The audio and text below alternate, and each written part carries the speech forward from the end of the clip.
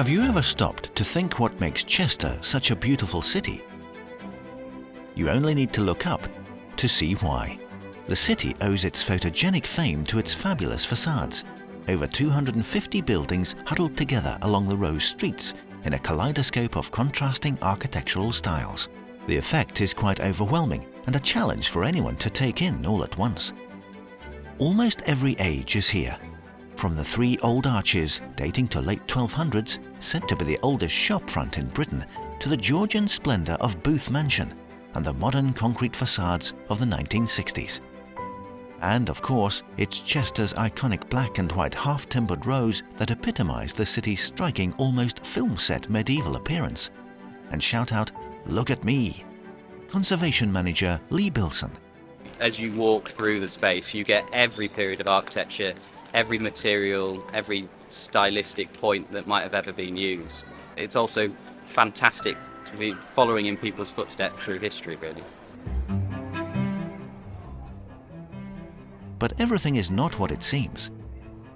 From the 1850s, Victorian architects set about reimagining the city, restoring properties and creating some of the most splendid mock medieval and Tudor facades to be seen anywhere.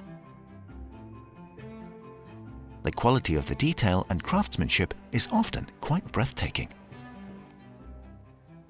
Later still, during the Edwardian period, other rose buildings were added to complete the sometimes very grand illusion, like these in Bridge Street, inviting shoppers to explore within. Original medieval buildings and their period features do survive. Sadly, however, many were damaged or destroyed during the English Civil War, when Royalist Chester was under siege from parliamentary forces, and then were subsequently rebuilt in happier times. Occasionally, entirely new kids on the block pop up, like these rows built relatively recently in 1991. Every facade has its own story to tell. Brown's famous department store boasts one of the most imposing buildings in Eastgate Street. Originally started by milliner Susanna Brown in the 1790s, her business expanded to cater for fashionable tastes. Social historian Rebecca Andrew. Susanna Brown was pioneering for her time.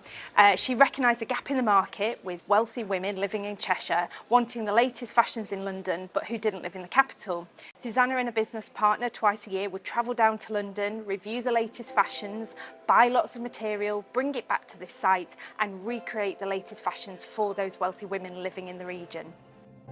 The store gradually grew into an empire much loved by customers. In the 1920s, 30 departments existed, and then by the 1950s, up to 50 departments were busy providing almost every conceivable item and service from cradle to grave. I think Susanna Brown would be surprised but very impressed with how big Brown's grew to be, both as a brand and a local landmark. And for the duration of the business as well, I think it would probably stagger her how successful it became from her beginnings. Another famous lady drew inspiration from Chester Rose.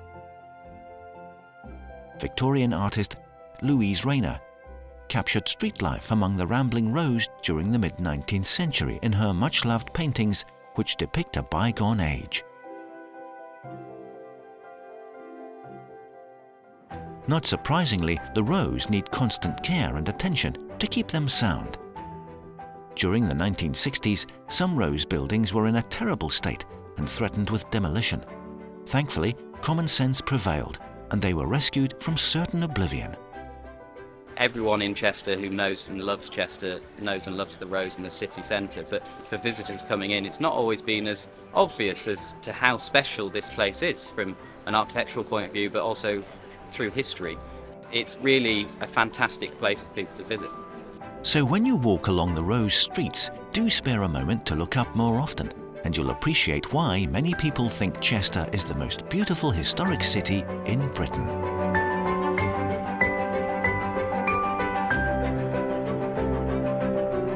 If you have a special personal treasure, memory or photograph related to the Rose, please feel free to share it with us on our Facebook page.